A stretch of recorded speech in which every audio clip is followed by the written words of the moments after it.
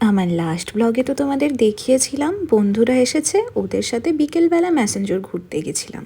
তো ফিরতে ফিরতে আমাদের প্রায় রাতই হয়ে গেছে। এসে নিয়ে এখন ডিনারের প্রিপারেশন করছি। সকালে যেহেতু একটু রিচ খাওয়া হয়েছিল সবারই, তাই জন্য ভাবলাম এখন একটু হালকা করে পনির বানাই। লাস্ট 2-3 সপ্তাহ হলো আমার ব্লগ দিতে একটু লেট হয়ে যাচ্ছে, কারণ পরপর আমাদের না অনেকগুলো বিয়েবাড়ি ছিল বলাটা ভুল, এখনও বিয়েবাড়ি চলছে। তো আমি আর ব্লগগুলো এডিট করার সময় পাইনি। অনেক ভিডিও একসাথে জমা হয়ে আছে, এই বিয়েবাড়িগুলো পেরোলে পরপর এডিট করে ছাড়বো। আর আজ জানো তো আমার রান্না করতে একদম বোর লাগেনি, কারণ আমার বান্ধবী রত্না ও আমাকে পুরো কোম্পানি দিচ্ছিল রান্নার সময়।